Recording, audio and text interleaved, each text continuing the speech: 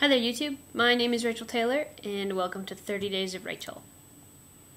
My best Christmas present this year, my now tear-stained copy of Sarah Kay's Bee.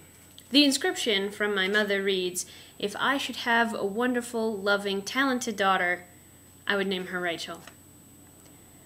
Earlier this year, that poem saved my life. I don't mean to be dramatic, though I come by the dramatics honestly, but truly it did. Picture the scene. A 20-something woman, a little bit lost, a lot bit scared, a medium bit reckless. She moves away from friends and family, away from a home she's worked so hard to create. In her new home, everything falls apart. Jobs fall through, it's freezing. -54 on the day she arrives. She has no friends and no prospects for friends, and she is miserable. And then, a beaming light of grace and purpose. A TED Talk, uploaded by her cousin on Facebook. The woman watches it. She cries. She watches it again and cries some more. She watches it a third time and lightning strikes. I could do that.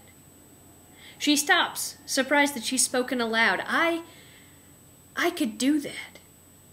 In the words of this beaming light of grace and purpose, there are 3 steps to writing performance poetry. The first step is I can. I can do this.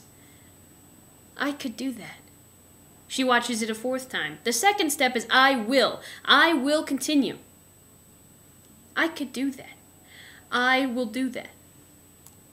The woman sits on the bus on her way to her community harassment project, writing on her iPhone. She sits, tongue poking out of the corner of her mouth, and writes a poem, and it's awful. She goes home, eats soup. She eats a lot of soup these days, and watches Sarah Kay again.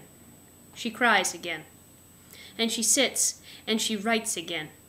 And words pour out of her fingers, and some of them are beautiful, and most of them are not. She considers the things that are important, and that she should write how she feels.